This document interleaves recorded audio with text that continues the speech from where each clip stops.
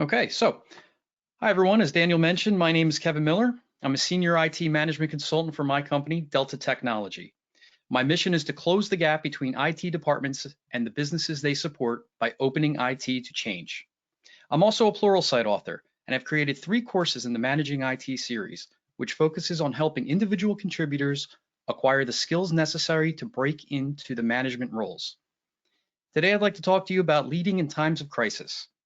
This is a skill that is critical for every manager to possess.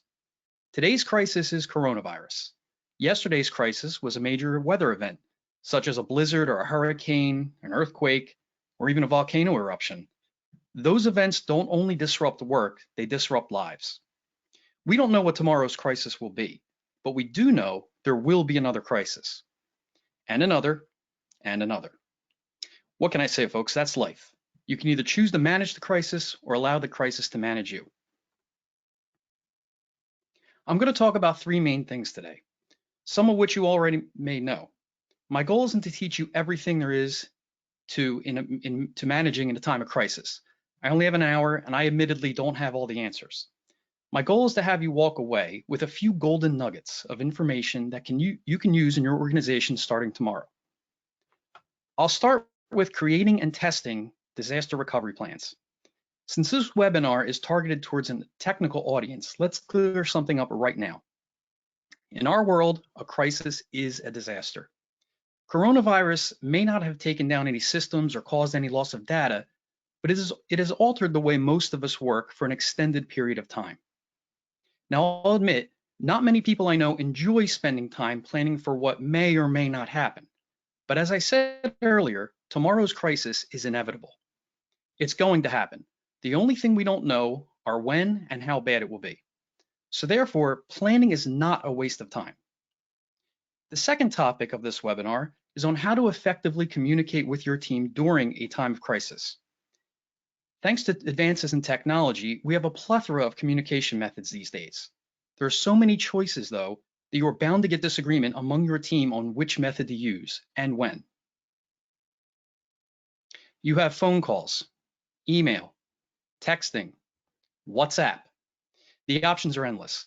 Choosing the right method can be a job in and of itself. Does this scenario remind you of anything? Have you ever wanted a nice cold treat? Ice cream, perhaps? When I go to the grocery store, I spend a solid 10 minutes staring at this.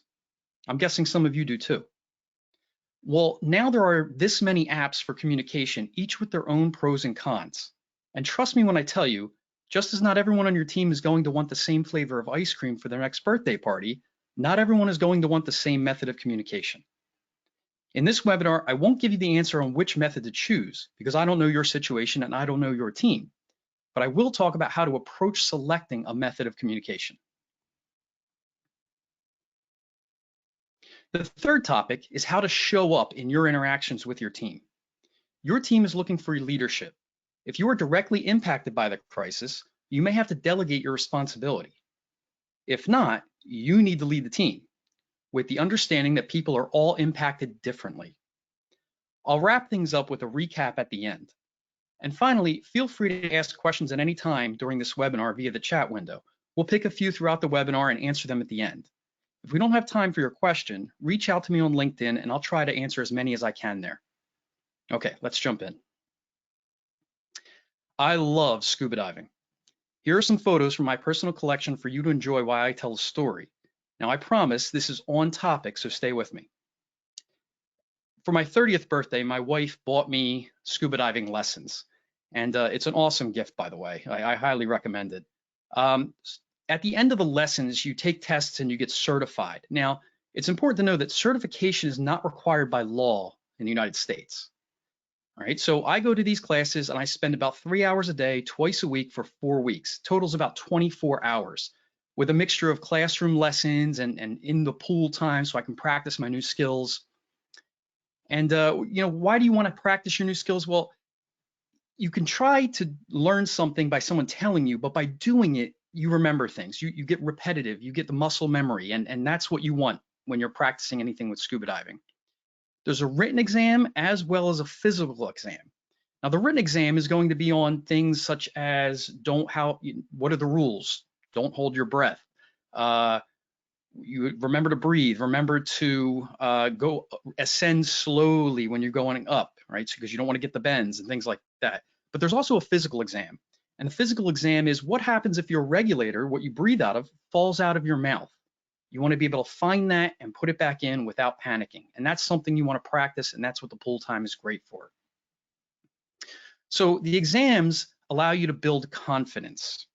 And as I mentioned, what I learned was you never want to hold your breath. As you hold your breath, when you rise, air expands and you could have lung problems. And that's why that's rule number 1, 2, and 3. You're going to learn hand signals. In other words, a method of communication. So for example, this hand signal, your hand on top of your head, is a shark. This hand signal is a turtle. And those are ways that you can find things and point them out to your partner. You just simply make the signal and point. You also learn to abort the dive.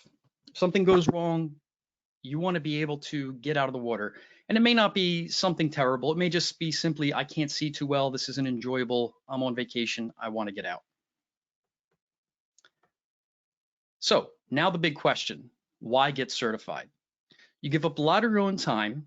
You study, you take exams, you carry a lot of heavy equipment to and from the pool. You get chlorine in your hair. You wear yourself out swimming.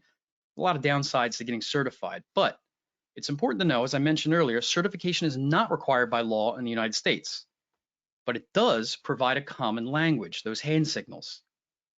This is okay. This is go up. So if I ask you, are you okay? You want to say, yes, I'm okay, not I'm okay. This means go up. And so the common language that it teaches you allows people to communicate underwater when you can't speak. It reduces panic. When something goes wrong, you think, I know how to fix it, and I practiced fixing it. It provides confidence, which reduces fear, and it increases enjoyment. Peace of mind is a beautiful thing when you're underwater. It's also responsible and smart. You don't want to be a burden to others. Now I'm going to bring it full circle. A crisis manual or a disaster recovery plan does for your organization what scuba diving certification does for a new diver. A plan is not required by law. It provides a common language. In this case, how do we communicate? When do we communicate? Where do we communicate? And so forth. It reduces panic. Everyone knows what to do and can rely on their training. It provides confidence, which will reduce fear, and it increases enjoyment. Not having to worry about the future because you are prepared allows you to give your day-to-day activities your total focus. And finally, having a plan is smart. When systems are down, people are inefficient, and organizations lose business. Hopefully my scuba diving analogy helped make you aware of the need for a disaster recovery plan and increase your desire to write one. If you already have a plan, realize that everyone on your team may not have the same insight as you. As a young programmer, I complained every time I had to come into the office on a Saturday to test my organization's disaster recovery plan. With experience and scuba diving lessons came clarity. If the scuba diving analogy doesn't help your team realize how important a plan is, you can use just about any profession to make your point. Ask your team if they would want a pilot flying their airplane when one of the engines unexpectedly turns off without ever having tested that scenario in a simulator. I know I wouldn't. Or if they would want an inexperienced firefighter who has never even practiced putting out fires when their house caught on fire. Help your team see things through the eyes of the customer. All customers want their professionals to know what to do in a crisis. Why should your organization be any different? Once they have that aha moment, you won't get as many complaints or excuses as to why something else is more important. As a leader, you need to get each member of your team to that aha moment. Now let's talk about what should go in your plan. Here are all the questions for which we need answers. Who, what, when, where, why, and how. All of these questions should generate some discussions among your team. When creating a plan, don't try to do it in one sitting. Spread out the discussions so people have time to think. In a time of crisis, who's in charge? Who will communicate with everyone? Who will check the applications and servers to find out what is still working and what is broken? Defined roles and responsibilities are very important to figure out ahead of time so everyone knows what to do and the team is efficient. What are all those applications and servers that we need to check and fix? Are they all equally as important, or should we rank them? Is there anything we can skip to save time? I suggest grouping your applications into tiers. The first tier is mission critical and should be given the most attention during a crisis. The second tier consists of applications which are important but can wait a little bit. The third tier is low priority and shouldn't create many complaints if they are down for a while. When should we start? The answer isn't always right away. If you have a low priority application go down over the weekend, you can probably wait until Monday and it can probably be fixed during normal business hours. But you should think about this ahead of time and write it down.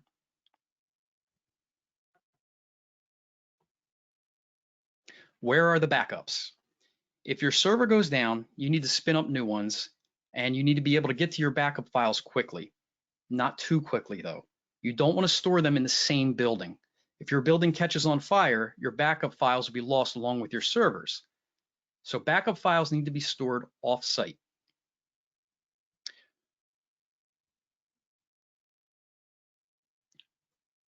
Where do we keep the crisis manual? Listen, I'm all about digitizing everything and eliminating paper, but your crisis or disaster recovery manual will provide no help whatsoever if it is a digital copy on the same server that just went down. I've seen it, it happens. This is one instance where paper copies and multiple copies are beneficial. Why are we doing this? Because of two things I mentioned a few slides ago. It's responsible and smart. Failing to plan is planning to fail. Why do it now? Because there will always be something more important. For those of you who can't see me, I just use the air quotes as visual sarcasm. How do we get everything back to normal?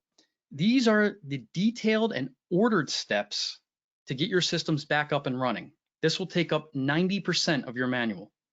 Your plan should be drafted, reviewed, so you can remove any ambiguity, tested and remove any accuracies and identify missing steps. Finalize it and distribute it. Just a reminder, if you have any questions for me, submit them in the chat window. Topic number 2, how to effectively communicate with your team during times of crisis. As I mentioned earlier with my ice cream analogy, you're not going to please everyone. You're going to have some people ask for text messaging because it's easy and it keeps everything in front and center. Others will not want the constant interruption of text messages that you cannot turn off without turning off your personal text messages as well. Some will suggest email or their favorite phone app.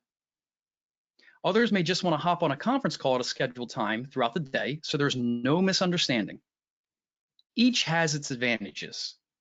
For critical emergencies, phone calls or video chats are best.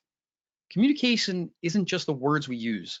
Volume, tone of voice, facial expressions, body language, all of these things send a message, which is lost in email and texting. Plus, reading and writing back takes a lot of time. People tend to overthink what they wrote before they hit send, and there's a chance of getting distracted without the person on the other end of the messages having any way of knowing. So they wait and wait and wait. Your selected method of communication might be a mix. Say phone calls from 7 a.m. to 7 p.m., text messages from 7 p.m. to 10 p.m., and emails during the night. Whatever you decide, be sure to communicate the decision so everyone on your team is on the same page. After the crisis is over, you should have a debrief or a retrospective on how things went. Be sure to include communication in your survey as well and adjust as needed. In a time of crisis, you need to show flexibility. Take right now, for example.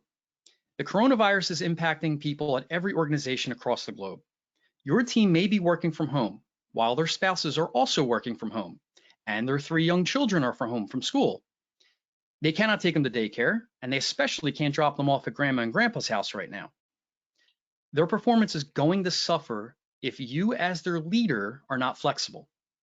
One thing you can do is offer a flexible schedule to some people. Developers can code at 2 a.m. Business analysts might be able to schedule calls at 7 p.m. with their stakeholders. After all, the stakeholders are impacted too. If your team works out an acceptable arrangement, don't intervene. In a time of crisis, you need to trust your team. If someone is taking advantage of the situation and consistently underperforms, it will come through. You may still need to have a difficult conversation. When that happens, ensure the conversation is private and preferably with video. You don't want to tell someone they are underperforming through email or a text message. Set up a call and ensure you are not on speakerphone or in earshot of the person's family. No one gains anything with embarrassment. As a manager, you already don't like having these conversations, but they are necessary. And at times, you need to adapt to your surroundings. Just remember that as unpleasant as it is for you, it's far more unpleasant for the other person on the receiving end. Finally, remember to be patient. In times of crisis, people will fall back to their core personality, even if in their career they've learned to be flexible. If you are a controller at heart, resist the urge to dictate. If you are indecisive at heart, remember to make decisions and stick to them. And remember, your team will fall back to their core personalities as well. If you've helped someone grow over the past few months or years and they start to slip backwards, just remember that it's natural. Be patient and continue to help that person grow now. The final topic for this webinar, before I open it up to questions, is how to show up in your interactions with your team. What do I mean by showing up? I mean being present right now for them. They are looking to you to lead. So they need your undivided attention. Don't just be a voice on the call while you're reading email. Don't be the distracted person who doesn't contribute to the call and asks people to repeat their question so they have a few more minutes to think of an answer. Be there. Connect with your team. If you are on a call with an entirely different team, be there for them too. Quick story. Last year, my wife and I were in New York City, on a subway in Midtown Manhattan to be exact, when a blackout occurred. Emergency generators kept the lights on, but the train doors wouldn't open for a little while. When we finally got up to the ground level, we saw the true impact. Traffic was at a standstill since all of the signals were out. The streets were flooded with people like us who couldn't take the subway, making traffic even worse. My wife and I actually commented to each other, "This is unfortunate, but people shouldn't be panicking. Everything will be fine." We thought that because everything was fine for us. We were on vacation. We didn't have anywhere to be. Then we heard the sirens. There were fire trucks that could not get to fires, ambulances that couldn't transport their injured patients. Then we thought about life support systems in hospitals. Were they running? How long will they be running for? Then we took a closer look at the people around us. Senior citizens were stuck walking long distances in the peak of summer, surrounded by people rushing around them to get home. They couldn't even purchase a drink because cash registers were down and stores were closed over the fear of looting. The point is, the crisis impacted many people in different ways. My wife and I were in a bubble thinking that everything was going to be fine. For us and many others, it was going to be fine. But it wasn't going to be fine for everyone. And we had no way of telling who was impacted. Your team is going to be the same. Some people will be fine, some won't. You need to show emotional intelligence here. You don't know what other people are going through, so ask. Show that you care. Put yourself in their shoes and give people the benefit of the doubt in trying times. If you are not fine, find someone whom you can delegate your responsibilities. Hopefully you know who that is. Hopefully you know the next in the chain of command already from your crisis planning exercise. When I say delegate, I don't mean have someone else do all of the work and run decisions by you. I don't mean have someone constantly checking in with you. Your focus needs to be on you if you are not fit to lead at the moment. Finally, set a good example. A while back, I was part of an off-hours release, which went bad. It happens. The release started at 11 p.m. and was supposed to end around 1 a.m. the next day, but didn't actually end until 9 a.m. the next day, and we still had a few things to clean up. We were all very tired, and we had been up for the past 24 hours straight. My boss told the team to log on after everyone had gotten a little bit of sleep, but she never logged off. Everyone was anxious upon learning this since they did what she said, but she didn't. We were all worried we didn't look dedicated. Going forward, no one trusted her when the next crisis came.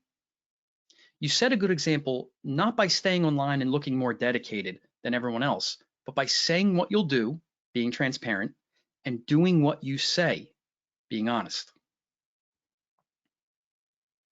To recap this webinar, remember to plan ahead. While no one can predict when the next crisis will come or how much of an impact it will have, it is irresponsible leadership to hide your head in the sand or to always have something more urgent to take your focus. As a leader, you must make the time for this task. I'm not saying drop everything right now, but you should schedule time to create a plan and stick to it. Once you have a plan, you need to regularly test it, just like a fire drill in school. Tests will reveal weaknesses to strengthen and holes to fill. I'm most familiar with semi-annual tests, but if you're a small company, that may be too much effort. Aim for at least annually. A lot can change in a year, and an outdated plan is a worthless plan. With testing and remediation, when the next crisis comes, you'll be prepared.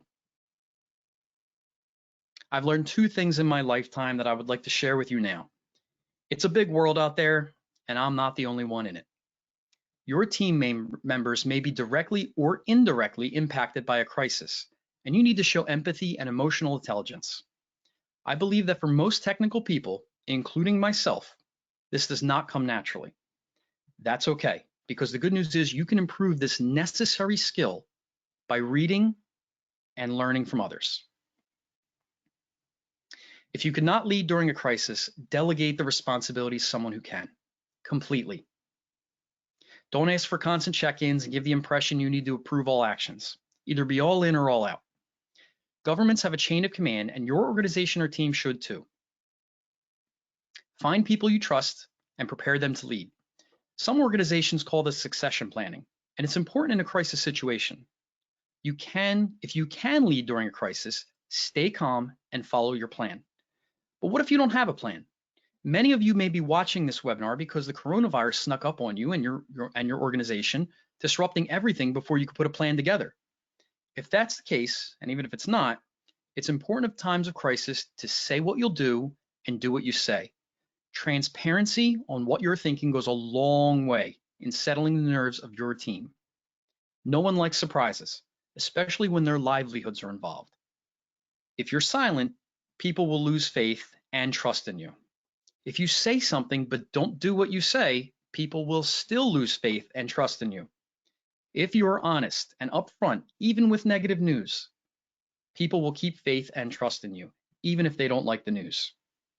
How you share or don't share information builds your reputation as a leader, which impacts your ability to lead others. Finally, always continue to learn and grow. You're viewing this webinar, which is a good sign, but I'll be the first to tell you that I don't have all the answers. The minute you think you have it all figured out, you start falling behind. Stay humble. It's up to you to seek information from various sources and make your own decisions about what to use and what not to use. And if you have a good tip, please share it with me. I hope you got something out of this presentation and it was worth your time. Now I'm going to answer a few questions you've submitted during the webinar, and if time runs out before I get to your question, please feel free to reach out to me on LinkedIn. Okay, question number 1. How can I prevent DR testing from getting repetitive? DR is disaster recovery. So how can I prevent disaster recovery testing from getting repetitive? This is a great question. Something that one of my companies that I work for like to do is on the day of testing, they would pick a few people at random, call them up and say, you're unavailable for the test. And that's it. They weren't allowed to communicate with anyone. They weren't allowed to tell anyone. They were just unavailable. So when all of us logged on to go through our testing exercise and go through our steps, we would say, hey, where's Sally? We don't know where Sally is. Well, Sally was told that she can't participate, and we had to figure it out on the fly. And so I recommend this because in a time of crisis, you may not have your entire team, even though that's what you plan to have. So if your team consists of, say, 7 people, take one of them and say you're unavailable. You're not allowed to tell anyone why. You're not allowed to communicate. You're not allowed to answer the phone. You're not allowed to text. You're not allowed to email. You're not allowed to do anything. And eventually the team of now 6 will have to figure it out. They may be upset, they may be mad, but they will figure it out. And that's a good thing to mix things up, right? Because that's what's going to happen in real life. It is it's real life right there. Okay, next question. How can I approach my boss who is in charge of IT with my concerns about a lack of disaster recovery plan? This is a great question. It's a difficult one. I'm not going to lie. It's going to be difficult for you to approach someone and say, we don't have a plan. I really think we need a plan. And they're always going to say to you, well, they may not always say to you, but some of them may say to you, well, we'll do that later. It's not important right now. What's important right now is making sales and doing this and doing that.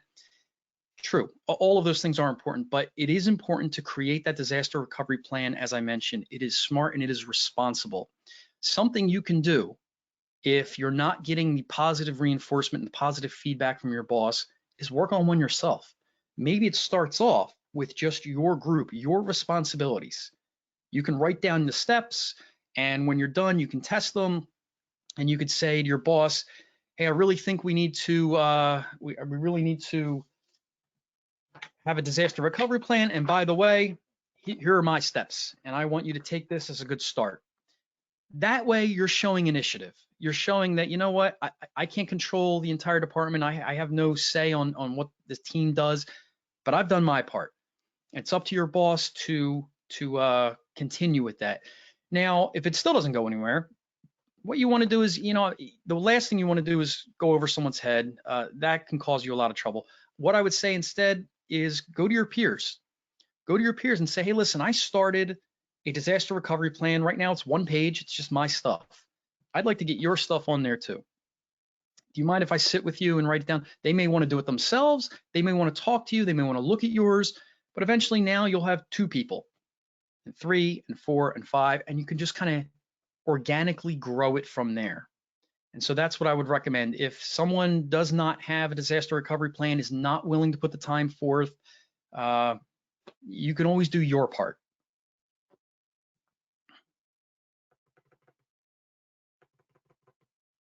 How many disaster recovery plans have you been a part of, Kevin?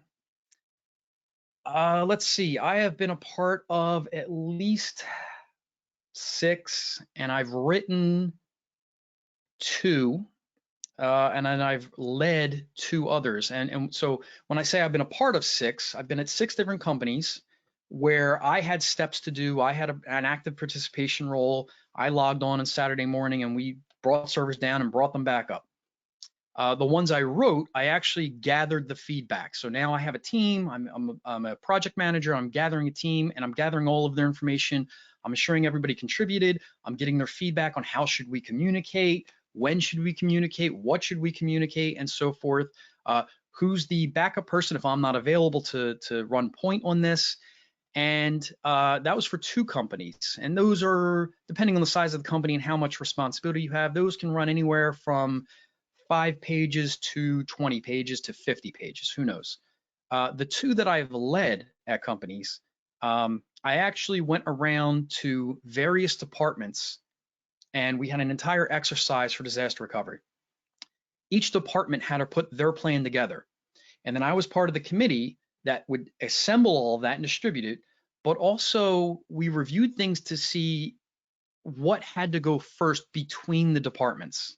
Okay, so if you may need to bring up a server to do email and then bring up the second server to do attachments, let's say, for example, well, you don't want to do the attachment server first. You want to do the email server first. Now, in IT, that may be easily understood and you may write that down. But what if you wanted to bring up a server in marketing and then bring up a server in HR? You have to know the order of things, and you're not going to get that in one team. You're going to get that when all teams combine. And that's a good example to remember at the end when you have this plan together. That's great for IT. What about the rest of the departments? Do they have a plan? And that's something your CIO or some of your VPs can address. But get your own house in order first. You want to go and try these things out, make sure, test it, make sure it works, and then start incorporating more. You can always grow, right? There's no time limit on this and there's no rules, so you can always grow it.